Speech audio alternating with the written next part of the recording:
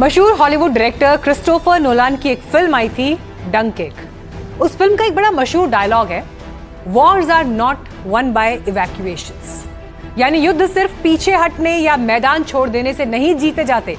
लेकिन आज साल 2026 में इतिहास के पन्नों पर एक नया जुमला लिखा जा रहा है और वो जुमला है, wars are also not won just by big budgets and aircraft carriers, यानी युद्ध सिर्फ भारी भरकम डिफेंस बजट और समंदर में तैरते आलीशान जहाजों से नहीं जीते जाते। युद्ध लड़े जाते हैं स्ट्रैटेजी से और युद्ध जीते जाते हैं जज्बे से।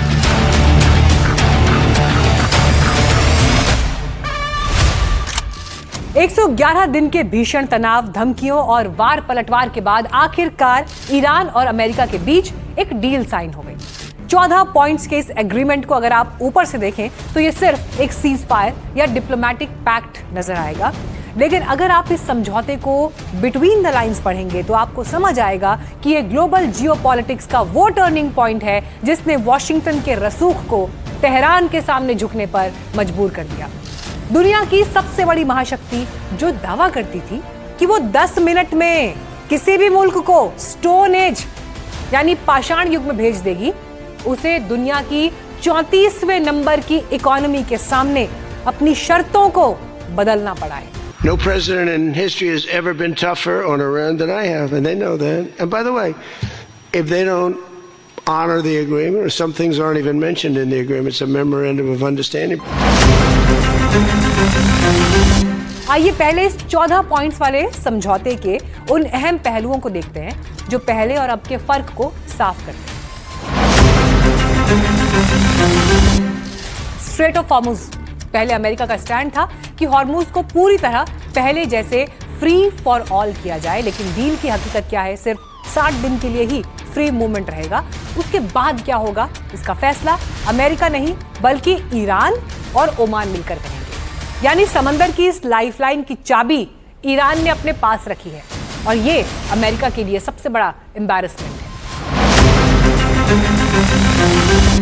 $300 अरब का फंड, जो अमेरिका कहता था कि ईरान को पाबंदियों के बीच एक फूटी कौड़ी नहीं मिलेगी, ट्रंप कहते थे कि वो बड़े कामयाब कारोबारी हैं, पहले अपना फायदा देखते हैं। आज वही ट्रंप ईरान की शर्तों को मानकर अरबों डॉलर देंगे, क्योंकि डील के तहत ईरान को $300 बिलियन यानी 28 लाख करोड़ से ज्यादा का फंड मिलने का रास्ता साफ हुआ है। इतना ही नहीं, दुनिया के दूसरे देश भी अब ईरान के फ्रीज्ड फंड्स को रिलीज कर सकेंगे। वॉशिंगटन की जिद थी कि 440 किलोग्राम संवर्धित यूरेनियम ईरान से बाहर लाना होगा और उसे मिसाइल प्रोग्राम पर ताला भी लगाना होगा। लेकिन अब क्या हुआ, डील कहती है कि यूरेनियम ईरान में रहेगा, वो उसे सिर्फ डाइल्यूट करेगा।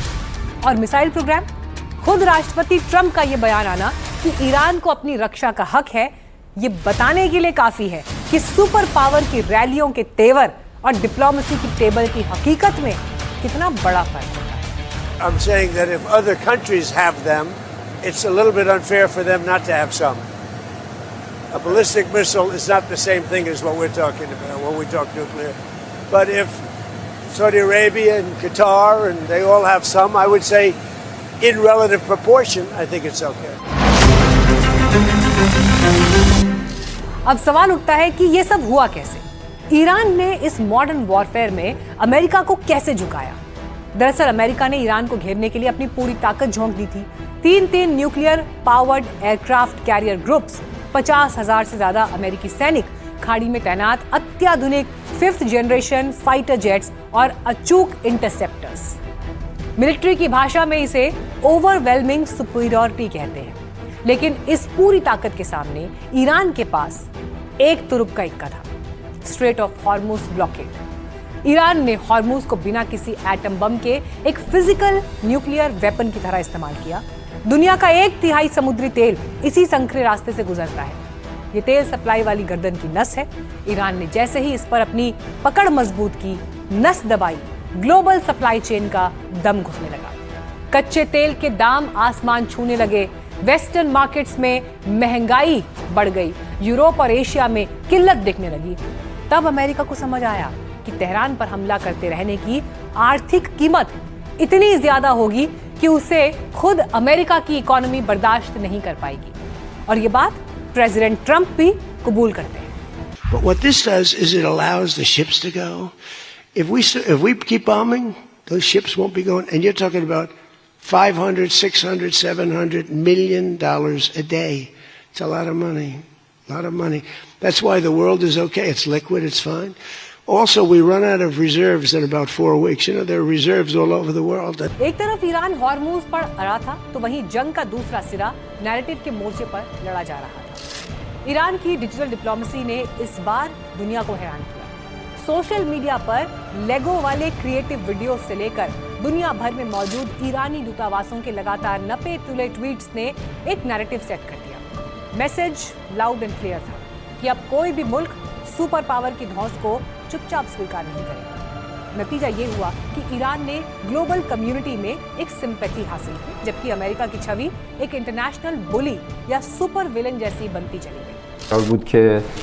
ऐसा करने के कई कारण हैं, जिनमें से एक ये है कि जब किसी दस्तावेज पर दोनों देशों के शीर्ष अधिकारियों के हस्ताक्षर हों, तो उसका उल्लंघन करना ज्यादा महंगा पड़ना चाहिए। पिछले अनुभवों के आधार पर हमने इसे इसी तरह से डील करना बेहतर समझा। लेकिन इससे भी बड़ी बात थी ईरान का अंदरूनी ढांचा।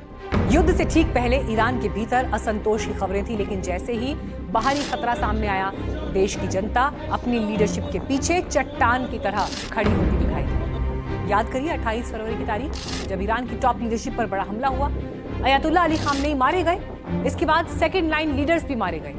ईरान के नेशनल सिक्योरिटी के चीफ अली लारिजानी की मौत ईरान के लिए एक और झटका थी।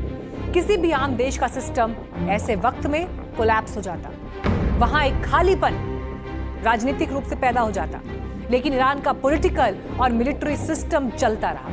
उन्होंने दुनिया को यह एहसास तक नहीं होने दिया कि टॉप लेवल पर कोई कमजोरी है, और यही ईरान की इंस्टीट्यूशनल रेजिलियंस का सबसे बड़ा सबूत था। इस डील के बाद अमेरिका को क्रिटिसाइज किया जा रहा है, ट्रंप की लीडरशिप पर सवाल उठ रहे हैं। अमेरिकी जर्नलिस्ट कह रहे हैं, लिख रहे हैं कि ईरान वाली ये डील अमेरिकन एम्पायर यानी अमेरिकी वर्चस्व के आधिकारिक अंत की शुरुआत है। अमेरिकी एडमिनिस्ट्रेशन को साल 1956 के सुएज कनाल क्राइसिस की याद दिलाई गई, जब ब्रिटेन और फ्रांस ने मिस्र पर हमला किया था, लेकिन अमेरिका और सोवियत संघ के दबाव की वजह से उन्हें पीछे हटना पड़ा था। तब उस एक घटना ने तय कर दिया था कि अब ब्रिटेन दुनिया का ग्लोबल कस्टोडियन नहीं रहा और मिडिल ईस्ट से ब्रिटिश साम्राज्य का सूरज ढल गया।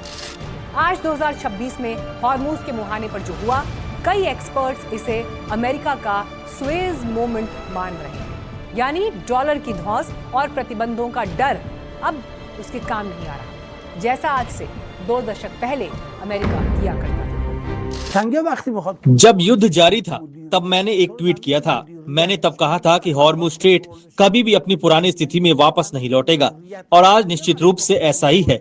इसका मतलब ये नहीं है कि हम अंतर्राष्ट्रीय नियमों का उल्लंघन करेंगे।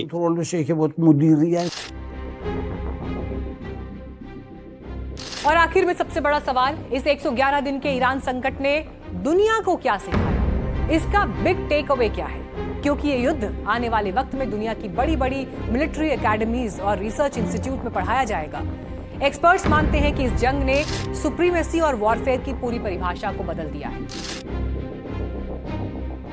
ईरान ने दुनिया को दिखा दिया कि सामने चाहे सुपर पावर क्यों ना हो, अब युद्ध जीतने के लिए अरबों डॉलर के महंगे जहाजों या भारी भरकम टैंक्स की जरूरत नहीं। चंद हजार डॉलर के छोटे छोटे ड्रोन्स और मिसाइल मिलकर दुश्मन के खरबों डॉलर के एसेट्स को पैरालाइज कर सकते हैं। युद्ध ने बता दिया, जिसके पास सटीक मिसाइल टेक्नोलॉजी है, वो किसी भी डिफेंसिव चक्रव्यूह को भेद सकता है।